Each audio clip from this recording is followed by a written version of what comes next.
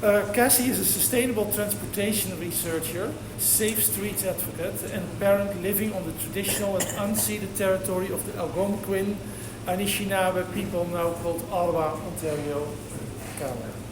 Cassie is the Transportation Demand Management Strategic Lead at EnviroCenter, a non-profit focused on transformative, collaborative, equitable, and practical climate action.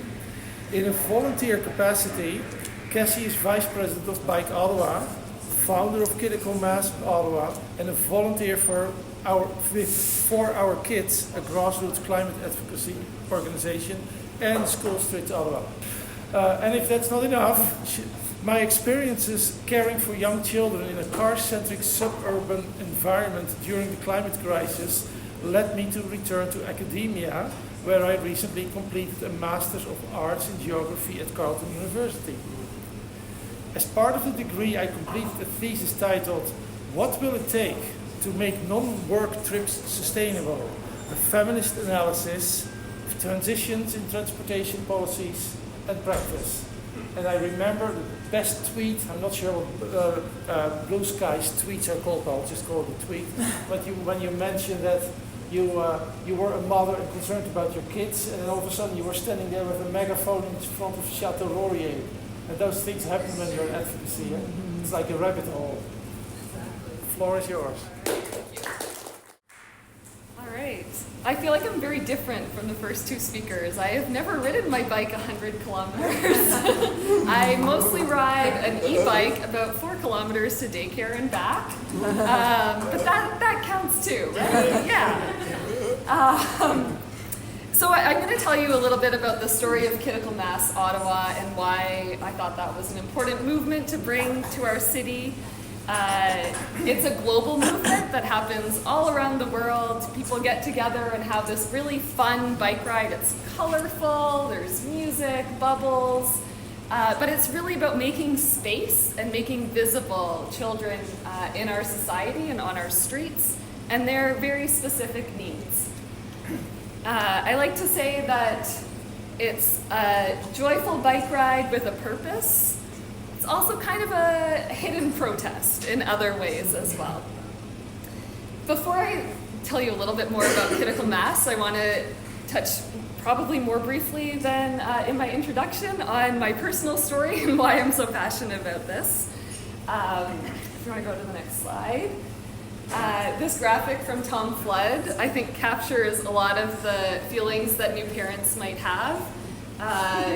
You realize very quickly when you're responsible for this vulnerable little person and often pushing a device that now you recognize where our streets are not accessible, where you need an elevator and there isn't an elevator, and you just see the way that the world is structured in all new ways. Before my son was born, I didn't really think about transportation. I rode my bike, I took transit, I had a car. It just was like the background noise of my life. And then all of a sudden it was all that I thought about. And I started reading some books about it, so I brought them with me today, my little props and emotional support devices in some way. So this book is Feminist City, incredibly transformative in my understanding of the world and the way that it's built. And Curbing Traffic by the Bruntlets, which some people may have read, which is all about the ways that our world could look different if there were fewer cars. And as I said, I went back to school, learned even more about all of these things, and at the same time, we learned about e-cargo bikes, and my mind was blown, and I was like, this can fix so many of the problems that I am dealing with. And there aren't a lot in Ottawa, definitely not in 2020, but we went ahead, sight unseen, without testing it, sold our car, and bought this e-cargo bike. This is actually 4 days after my daughter was born that it arrived, so she's tucked up in my sweater there. And then very soon was able to ride it herself in an infant seat. And this was just, I felt like I unlocked this secret code. And I was like, why don't more people know about this? How do I tell more people about this? I need another 7 minutes to tell you about all of the challenges that I feel like this bike is able to overcome.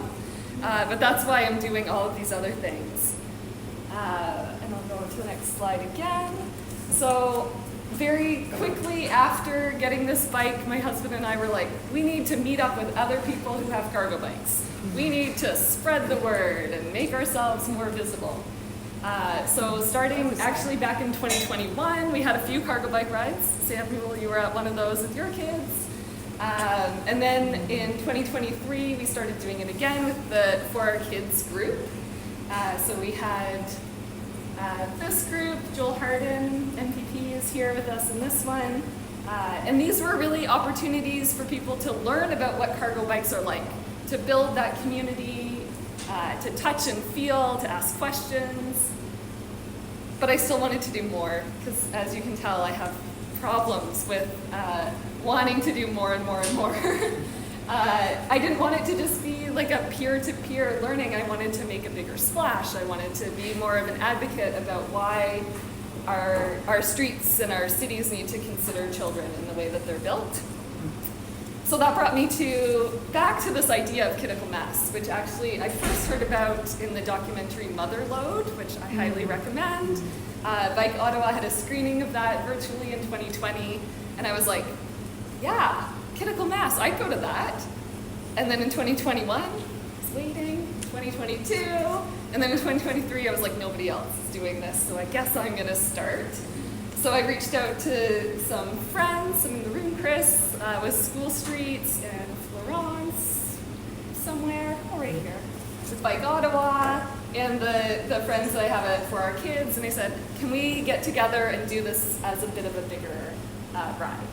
So that's our little poster for the event in 2023, and we were hopeful that we would get maybe 100 people out. Wouldn't it be great if we had 100 kids and families biking on Queen Elizabeth Driveway? We had 250 people show up, I think, in the end. It was incredible. More and more people kept coming to the park where we were meeting, and I was like, what is going on? What are we gonna do? So luckily we have these bike day spaces, and we were able to take over the road, make a very visible presence about the kids and families that want space to ride their bikes. So for me, critical mass is all about overcoming lots of obstacles as well. Kids they can't vote. They're often not considered in the political process. They have very specific needs. They're really wobbly when they ride their bikes, especially when they're learning, which can be challenging on a bike path or a bike lane. They often need a little bit more space to practice. The bike days are fantastic for that, but they're not across the whole city. A lot of kids don't have access to that. When we do a critical mass ride, it's almost like providing a bike lane made of people. So we just make it more safe for people on that occasion to go on the street. We went to Nepean area this year, and there aren't sidewalks. You know, there's really nowhere for kids to learn to ride their bikes. So it was great to be able to go there and to take over the street for a temporary period of time and ride our bikes together.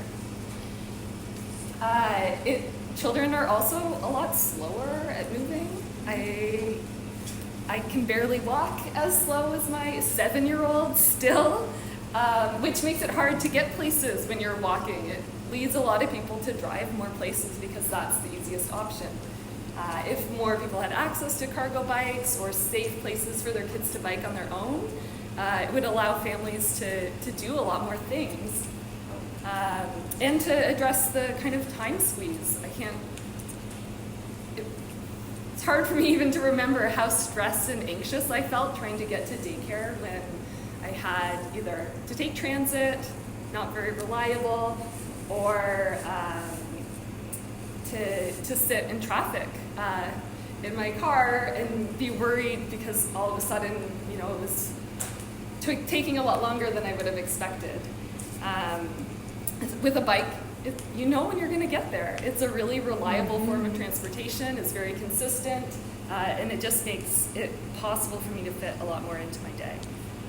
And also, it's about our whole community. When you design for kids, it's more accessible for everyone. There's an organization called 880 Cities, and they talk about building something that works for an 8-year-old up to an 80-year-old. I think it's even goes beyond that, looking at younger and older ends of that spectrum. But really, this movement is about making it possible for all of us to be able to get around the city in a better way.